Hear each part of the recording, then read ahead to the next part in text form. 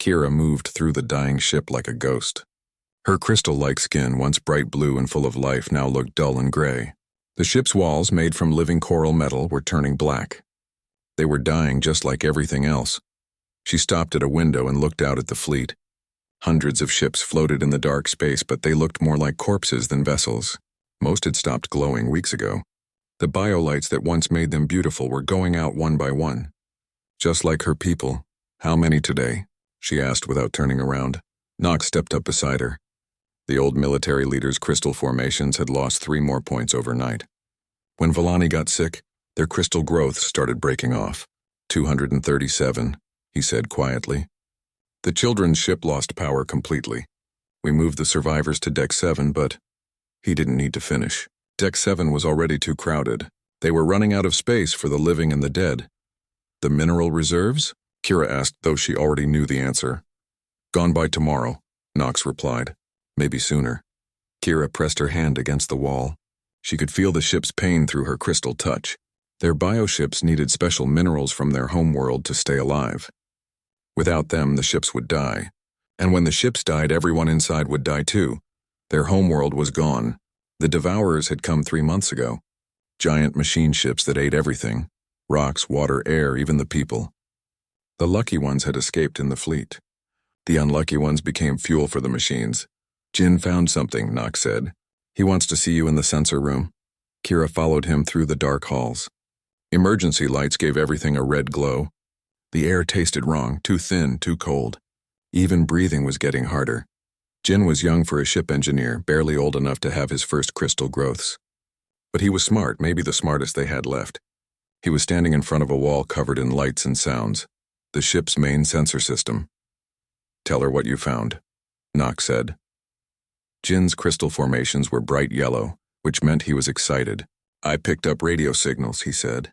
"Very weak, but they're there. Coming from a star system about 2 days away."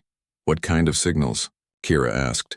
"Music, voices, information broadcasts. There's definitely life there, and it's smart life. They have technology." Kira felt a tiny spark of hope. Maybe they could ask for help. Maybe these beings would share minerals or food. What else do the sensors tell us? Jin touched the control panel and lights showed them a picture of the system. 1 star, several planets, but only one looked interesting. The 3rd planet. It's covered in water and has an atmosphere, but... He stopped. But what? The readings don't make sense. The planet should be dead. The radiation levels are too high. The weather is violent. The gravity is almost twice what we can handle. And the atmosphere has poison gases in it. Nox moved closer to look at the sensor data. "Are you sure there's life there?"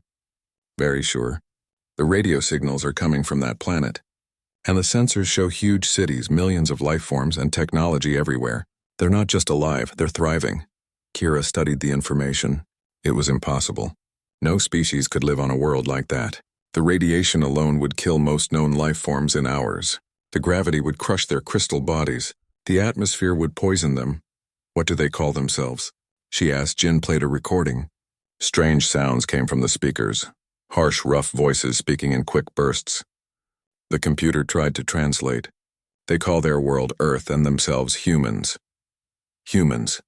Kira repeated the word. It sounded hard and sharp, like their impossible world.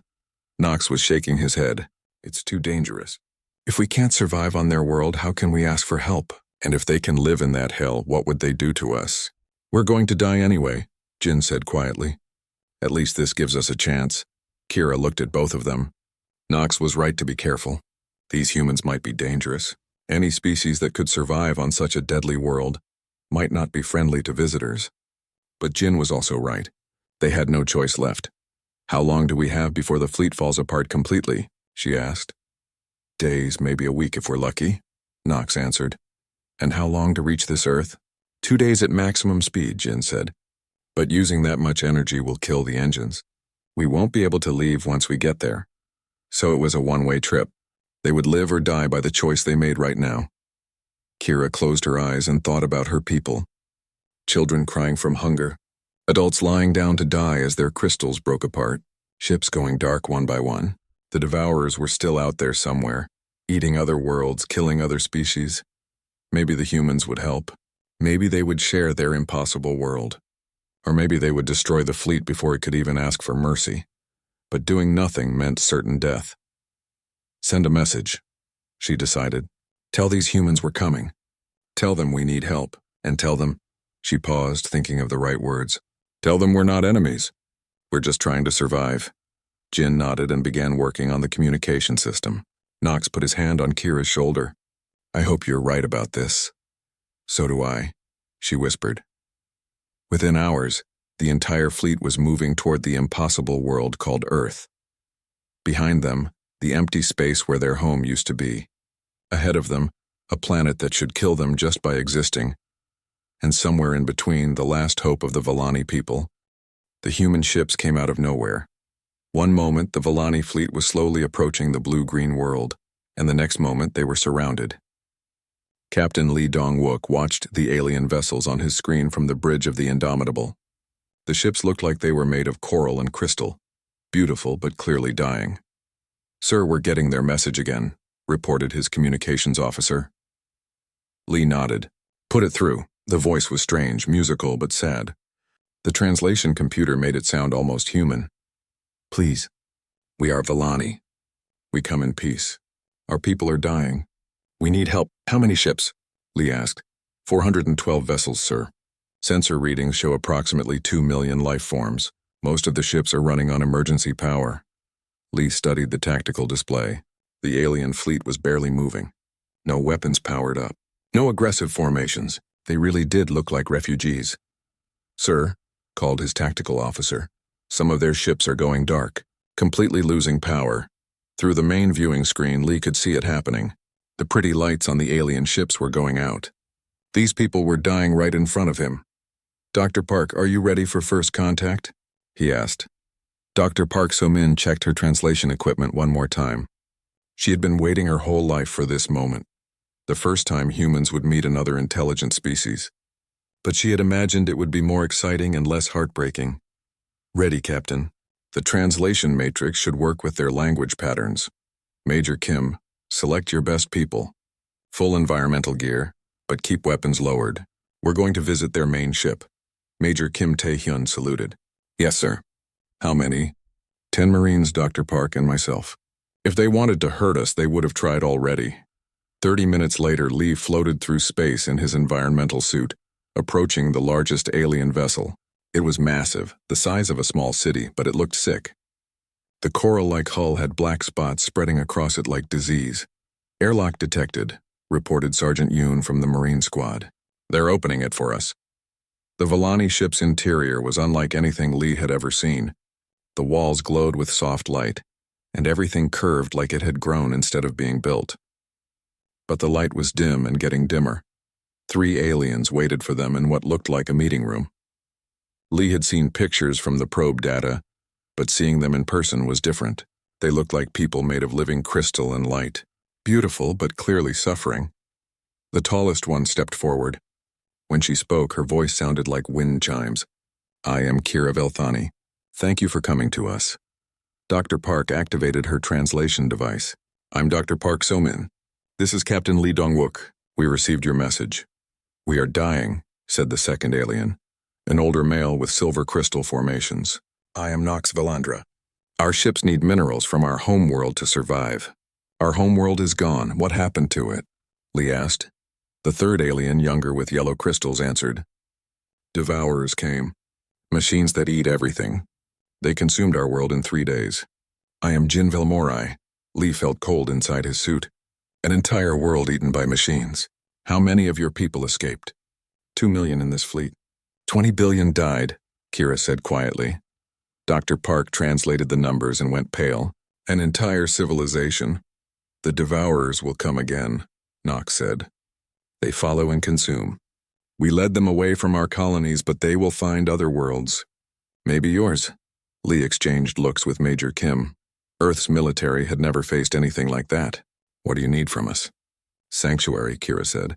A place for our people to live. We can work, we can help, we can share our knowledge. But our ships are dying. Without help, we have days left. Jin touched a wall panel and showed them star charts. Your world appears on our sensors as uninhabitable. The radiation, the gravity, the atmospheric composition, It should kill any life form. But you thrive here. How? Dr. Park smiled. Earth is our home. We adapted to survive here over millions of years. What seems dangerous to you is normal to us. Could our people survive on your world? Kira asked. Lee considered this. Aliens living on Earth? The government would have opinions about that. But looking at these dying people, he couldn't just say no. I don't know, he answered honestly. Your biology is very different from ours. But our scientists might find a way to help. Suddenly, alarms started sounding throughout the alien ship. Jin ran to a control panel, his crystal formations flashing bright red with panic. What's wrong? Major Kim asked, his hand moving toward his weapon. Long-range sensors, Jin said, fear clear in his voice. Devourer scout ships. They found our trail. How far away? Knox demanded. 3 days, maybe 4. Lee felt his stomach drop. These machine destroyers were coming to Earth's solar system. How many ships? The scouts? Only 12. But they will call the main fleet once they confirm we are here. Dr. Park was already working on her communicator. Captain, we need to get this information to Earth Command immediately. Lee nodded, but he was thinking about the refugee fleet. 2 million people with nowhere to go, and alien machines coming to destroy everything. Kira, he said, we need to discuss this with our leaders, but I want you to know we won't abandon you. Humans don't leave people to die when we can help. Even aliens? Knox asked suspiciously. People are people, Lee replied. Species doesn't matter when someone needs help. For the first time since he had met them, Kira's crystal formations began to glow a little brighter. You would risk your world for strangers? Lee thought about that question. Earth was full of dangerous places and dangerous people, but they were also full of good people who helped others. It's what we do, he said simply. Dr. Park was getting excited as she studied the alien technology around them. Captain, their bioships, their crystal technology. This could advance human science by centuries, and maybe we can help them adapt to Earth's environment. Can you really help us survive on your death world? Jin asked. Lee looked at the young alien engineer. Jin, Earth isn't a death world to us. It's home, and maybe with the right help it could be home to your people too. The meeting was interrupted by another alarm, this time from Lee's own ship. Captain, came his officer's voice through the communicator. Earth Command is ordering immediate return. They want full reports on the alien contact. Understood. We're coming back. As they prepared to leave, Kira touched Lee's arm gently. Her crystal hand was warm. Captain Lee Dong-wook, you give us hope when we had none left. Hope is important, Lee replied. Keep your people alive. We'll find a solution. As the human shuttle moved back toward the Indomitable, Dr. Park was already making plans. Captain, if we could modify their biology, help them adapt to Earth's environment. One step at a time, Doctor, Lee said. But privately, he was thinking the same thing. Maybe this was how species were supposed to meet, not as enemies, but as people helping people survive. Behind them, the Villani fleet continued its slow drift toward Earth, carrying the last survivors of a destroyed world. Ahead of them, a blue-green planet that might become home to 2 species instead of 1. Dr. Choi Woo-jin had never seen anything like Villani biology. In his lab beneath Seoul Medical Center, he studied tissue samples that Kira had provided. The alien cells were part organic, part crystal, part something he couldn't even identify. This is impossible, he muttered to his assistant. Their cells process minerals directly into energy. They don't need food like we do, they eat rocks and metals. Can we help them adapt to Earth? Asked Dr. Yang Hye-jin, the terraforming specialist who had flown in from the Mars colonies. Maybe, Choi said, adjusting his microscope. But it would require completely rewriting their genetic structure. One mistake and we kill them.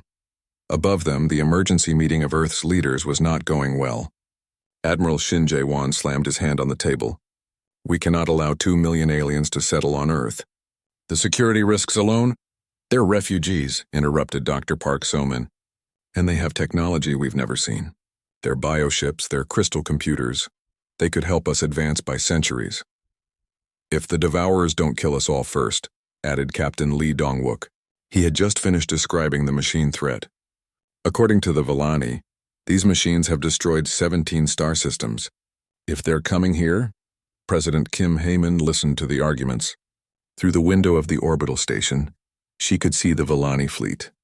More ships had gone dark in the past 6 hours. Dr. Park, is it really possible to help them survive on Earth? Dr. Choi thinks so. But they would need to volunteer for genetic modification. It's dangerous, and if we say no, the president asked. They die, Lee said simply. All of them. In maybe 2 days. The president looked around the table at Earth's best minds and leaders. If we help them and they adapt to Earth, what then? Do they become citizens? Do they build their own cities? Why not both? Suggested Yang Hyejin. Earth has plenty of space. The ocean floors, the mountain ranges, even some of the volcanic regions. Places too dangerous for normal humans, but maybe perfect for adapted Villani. Admiral Shin shook his head. We're talking about changing our entire world for aliens we just met. We're talking about saving lives, Park replied firmly. And maybe saving our own world too. The Villani knowledge about the Devourers could be the difference between survival and extinction. Meanwhile, on the Villani flagship, the debates were just as intense. Nox paced back and forth, his crystal formations dark with anger. We cannot trust them. They want to change our very nature. What if this genetic modification is really a way to control us? Then we die as ourselves instead of living as something else, Jin said quietly. He was working on the ship's power systems, trying to keep them running for another few hours. Is that really better? Kira studied the data that Dr. Choi had sent over. The human scientist had been honest about the risks. The modification process could kill them, but without it, death was certain. 50 volunteers, she decided. If the process works, we continue. If it doesn't, I'll be first, Jin said immediately. No, Nox growled. If anyone goes first, it should be me. I'm old. My death would matter less. No one's death matters less, Kira said firmly, but I'll be first. As fleet coordinator, it's my responsibility. 6 hours later, Kira lay on a medical table in Dr. Choi's lab. Machines she didn't understand surrounded her. Human doctors moved around her, checking readings on their instruments. The process will take 12 hours, Dr. Choi explained through a translator. We're introducing modified human DNA into your system. Your body should adapt it to work with your crystal biology. What will happen to me? Kira asked. If it works, you'll be able to process Earth's atmosphere. Your crystals will be able to absorb minerals from Earth's crust. You'll be stronger in Earth's gravity instead of crushed by it. And if it doesn't work? Dr. Choi was quiet for a moment. Your crystal formations will dissolve. Your organs will shut down. You'll die within hours, Kira closed her eyes. Begin. The pain was unlike anything she had ever experienced. Her crystals felt like they were melting and reforming. Her blood felt like fire. Every cell in her body was changing, becoming something new. Dr. Park So-min monitored her vital signs. Cellular integration is proceeding normally. Crystal matrix is adapting to the new genetic markers. Temperature is rising, reported a technician. Should we cool her down? No, said Dr. Choi. The fever is normal. Her body is rebuilding itself. On the Villani ships, Jin and the other volunteers waited for news. Some of the fleet's elders were praying to their crystal gods. Others were simply watching their people die as more ships lost power. If Kira dies because of this human experiment, Nox said to Jin, I'll consider it murder. And if she lives, will you consider it salvation? Jin replied. 8 hours into the process, Kira's crystal formations began to change color. Instead of blue, they were turning green and silver. Her breathing, which had been labored, became steady. Look at this, Dr. Park said excitedly. Her new crystals are processing nitrogen from our atmosphere. She's literally breathing rocks. Mineral absorption is increasing, added Dr. Yang. She's pulling iron and silicon directly from the medical table. Is that supposed to happen? Asked Dr. Choi. I have no idea. We're in completely unknown territory. At the 12-hour mark, Kira opened her eyes. But they weren't the same eyes. They glowed with an inner light, and when she looked at the humans around her, she could see things she had never seen before. I can see your electromagnetic fields, she said in perfect Korean. The translation device wasn't even turned on. Your hearts generate electrical patterns. Your brains are like small storms of lightning. Dr. Choi stared at her. You learned our language in 12 hours? The genetic modification included language centers from human brains. I understand now how you communicate. Kira sat up slowly. She felt different, stronger. The gravity that should have crushed her felt comfortable. The air that should have poisoned her tasted sweet. How do you feel? Dr. Park asked. Kira stood up and walked to the window. Outside, she could see the blue sky of Earth, the green plants, the brown earth. All of it looked beautiful instead of deadly. "I feel like I'm home," she said. The news spread through both fleets immediately. The first volunteer had survived. More than survived. She had adapted perfectly to Earth's environment. Within hours, more Volani were volunteering for the process.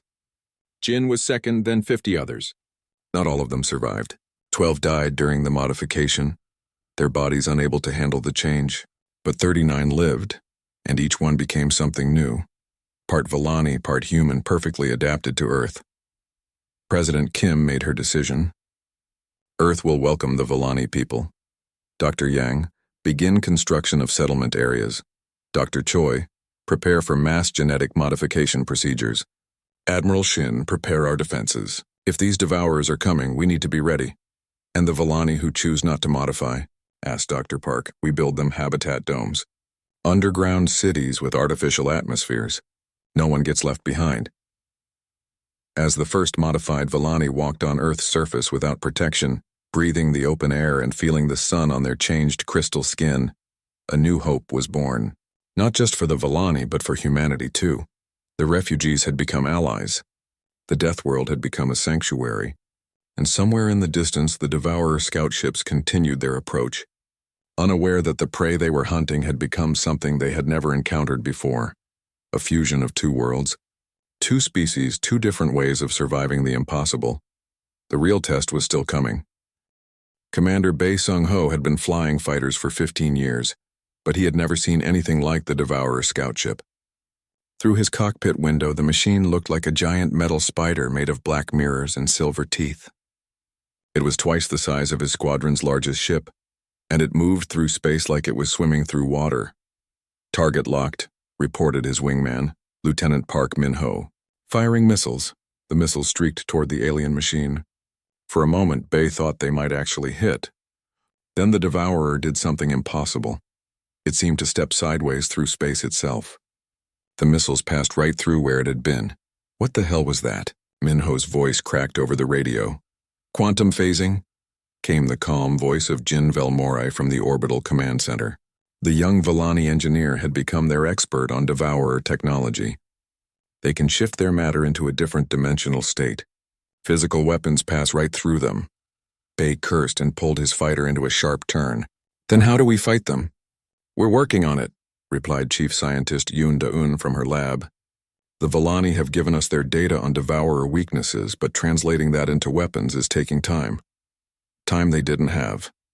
3 Devourer scouts had entered Earth's solar system 6 hours ago.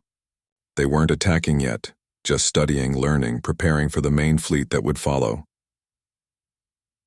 Colonel Jang Min-seo watched the battle from the orbital defense station. Her screen showed the positions of Earth's defenders, human ships, modified Volani vessels, and the new hybrid craft they had built together. It looked impressive until you realized they were facing an enemy that could eat entire star systems.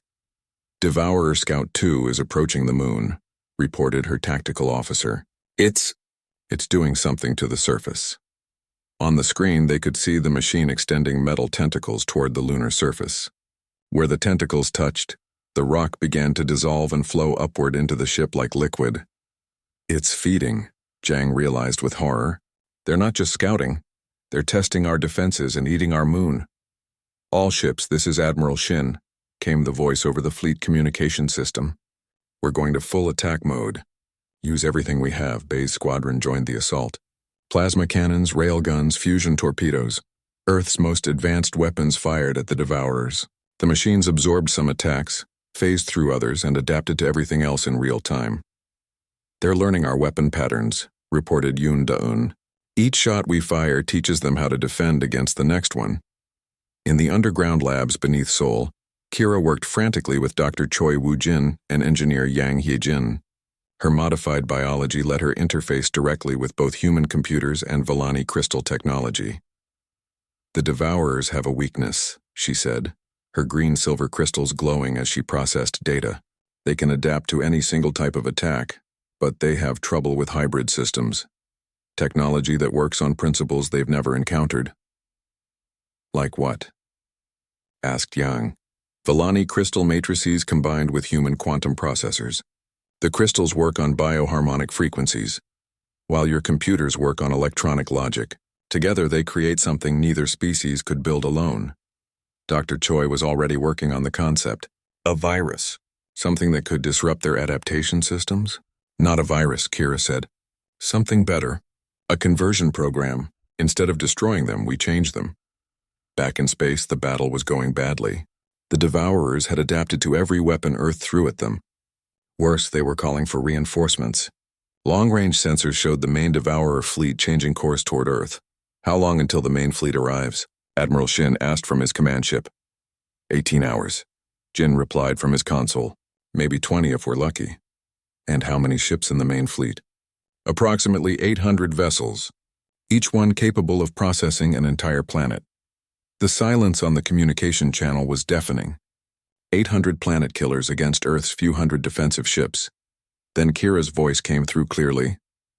Admiral, we have a new weapon ready, but we need to get close to the Devourers to use it. How close? Physical contact. That's suicide, Bay said from his fighter. These things eat metal. Any ship that touches them gets absorbed. Not if the ship is designed to be absorbed, Kira replied. I'm modifying 3 fighters with hybrid crystal metal hulls. When the Devourers try to eat them, they'll get our conversion program instead. Yoon Da-yoon was reviewing the technical data. It's crazy enough to work. The Devourers expect resistance or destruction.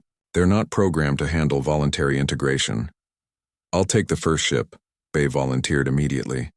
No, came an unexpected voice. It was Nox Velandra, the old Vellani military leader. This should be done by someone who understands both technologies. I volunteer. You've never flown a human fighter, Jang pointed out. Then teach me quickly, Nox replied. My people created this problem by leading the Devourers here. Let me help solve it. 3 hours later, Nox sat in a modified fighter unlike anything ever built. The hull was part human metal, part Vellani crystal, part something entirely new. The weapon systems had been replaced with a single device. A crystal matrix containing the conversion program.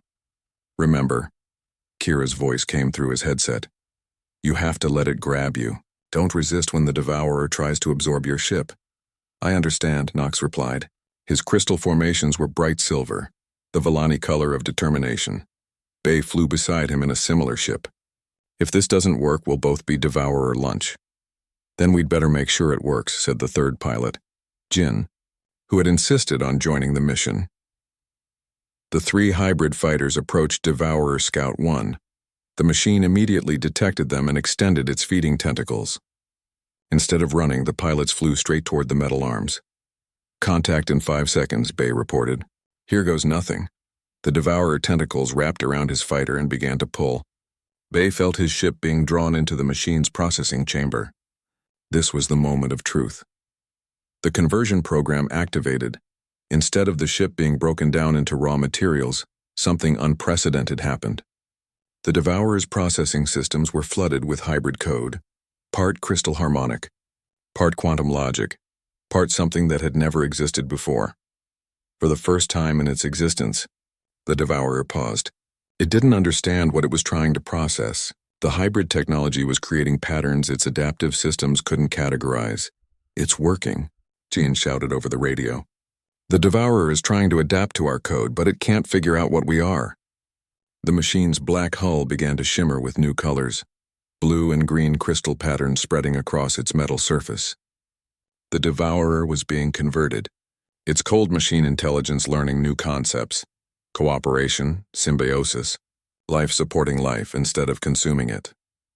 Scout 2 and 3 are moving to assist, reported Jang from the orbital station, but they're hesitating. They've never seen one of their own behave like this. The converted Devourer, now part machine, part crystal, part something entirely new, sent out a signal. Not the cold mathematical data stream the machines usually used, but something warmer. A message of curiosity rather than hunger. What's it saying? Admiral Shin asked. Kira translated from the command center. It's asking questions. It wants to know about us, about cooperation, about choosing to help instead of choosing to consume. The other 2 scouts received the message and stopped their feeding on the moon. For the first time in thousands of years, Devourers were experiencing doubt about their purpose. The main fleet is still coming, Jin warned. But we might have a chance now. If we can convert more of them. Bay looked at his fuel readings. We've got enough hybrid ships for maybe a dozen conversions. The main fleet has 800 vessels. Then we'd better get started, Nox said calmly, and hope that converted devourers can convince unconverted ones to listen instead of fight. As the first converted devourer began sending its new understanding toward the approaching main fleet, something unprecedented was happening. The galaxy's most unstoppable force was learning that there were things more powerful than consumption, things like choice, like cooperation, like the bond between two species who had learned to survive together on an impossible world. The real battle was just beginning, but for the first time, it might not be a battle at all. Fleet Admiral Quan Hyun-soo had commanded Earth's defenses for 20 years, but nothing had prepared him for this moment. Through the main view screen of the command station, he could see 800 devourer ships approaching Earth. Behind them, the converted scouts were broadcasting their new understanding of cooperation and symbiosis. Half the main fleet was slowing down, listening to the converted machines. The other half was accelerating, programmed to destroy anything that threatened their mission of consumption. 400 ships still coming in hot, reported Tactical Coordinator Ryu Yun-ji. She was one of the new generation, humans born after the Vellani arrival, raised with both technologies. They're not accepting the conversion signal. Then we fight, Quan said simply. All ships prepare for battle. Remember, we're not just defending Earth anymore. We're defending the idea that different species can choose to live together, instead of destroying each other. On the planet's surface, Master Engineer Ko Young-min made final adjustments to the planetary defense grid. The system was unlike anything ever built. Human technology merged with Vellani crystal networks, powered by Earth's own magnetic field. Crystal resonance at maximum, he reported to the Orbital Command Center. The entire planet is now part of our defense system. Kira, now fully adapted to Earth's environment, stood beside him in the control center. Her green-silver crystals were networked directly into the planetary grid. Through them, she could feel every mountain, every ocean, every storm on Earth's surface. The Devourers won't expect the planet itself to fight back, she said. They're programmed to consume worlds, not battle them. Above them, the first wave of Devourer ships entered Earth's atmosphere. They came like falling stars, their hulls glowing from the heat of entry. But Earth's atmosphere was no longer just air and water. The Vellani crystal networks had changed it into something else. Atmospheric conversion fields activated, announced Dr. Yang Hye-jin from her underground laboratory. Every molecule of air around those ships is now trying to convert them. The lead Devourer ship suddenly stopped its descent. Its hull was changing, black metal becoming transparent, then taking on the blue-green colors of Earth's oceans and forests. But this ship fought back against the conversion, its internal systems purging the hybrid code as fast as it entered. Conversion resistance detected, Ryu reported. They've adapted to our atmospheric attack. Then we try something else, said Commander Bae Sung-ho. He was leading a squadron of the new hybrid fighters, ships that were part human engineering, part Vellani crystal technology, part something entirely new. Jin, are you reading this? Jin Velmorai, now serving as Earth's chief technology coordinator, was monitoring the battle from multiple viewpoints. His adapted biology let him process data streams from human computers and Vellani crystals simultaneously. I see it, he replied. The Devourers are adapting faster than we expected, but they're also using more energy to maintain their resistance. If we can force them to adapt to multiple different attacks at once, they'll exhaust their processing power, Kira finished. Through the planetary network, she could sense every Devourer ship in Earth's vicinity. Ko Young-min, can you create a feedback loop through the crystal grid? Already working on it, the master engineer replied. His hands moved across controls that merged Korean engineering with alien crystal interfaces. If I reverse the magnetic field polarity and channel it through the ocean crystal networks. Suddenly, Earth's magnetic field began to pulse. The aurora lights that normally appeared only at the poles spread across the entire planet. Every Devourer ship found itself surrounded by energy patterns that changed faster than their adaptation systems could follow. It's working, shouted Dr. Park So-min from her observation post. The Devourers can't adapt fast enough. They're being overwhelmed by too many variables. But the victory was short-lived. The Devourer fleet's main command ship, larger than any vessel ever seen, emerged from the back of the formation. This ship was different, older, more advanced, with adaptation systems that had consumed thousands of worlds. "New contact," Ryu reported, her voice tight with tension. "Command Class Devourer. It's not affected by our field generators." The command ship sent out a signal, and the struggling Devourer vessels immediately stopped their adaptation efforts. Instead, they began linking together, forming a single massive network with the command ship at its center.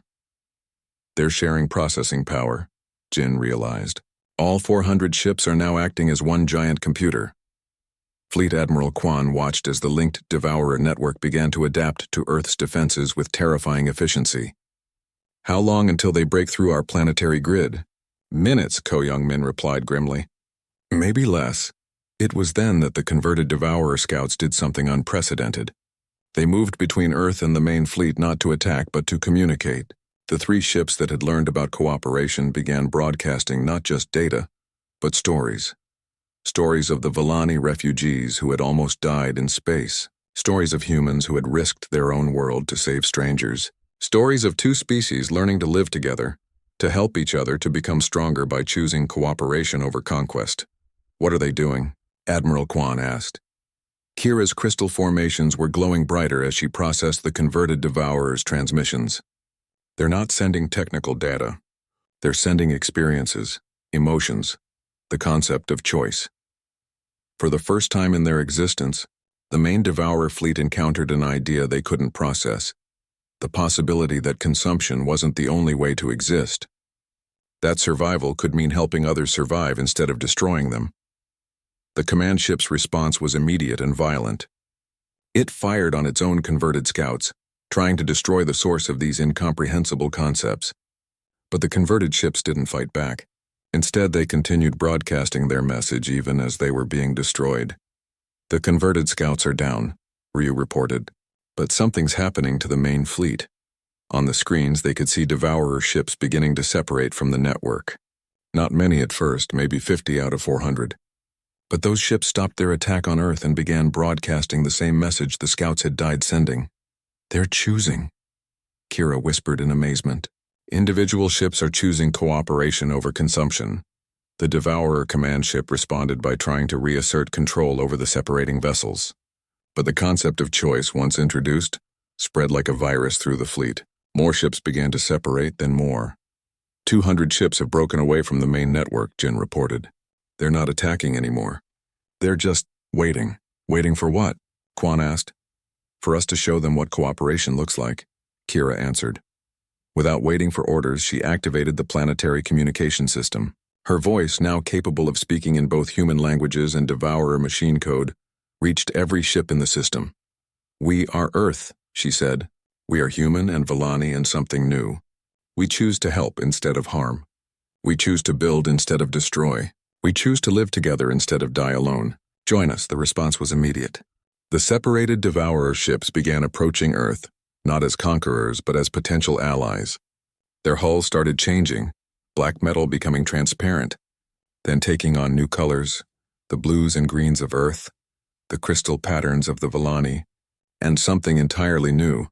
But the command ship and nearly 200 loyal vessels weren't finished. They launched a final assault on Earth, determined to complete their consumption mission even if it meant destroying their own converted fleet. "All ships, protect the converts," Admiral Quan ordered. "Show them what we fight for."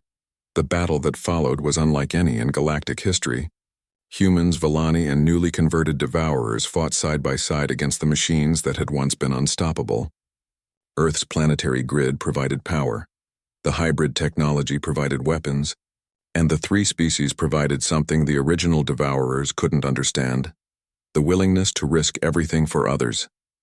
In the end, it wasn't superior firepower that won the battle. It was the sight of 3 different species choosing to protect each other. One by one, the remaining Devourer ships stopped fighting and joined the growing alliance.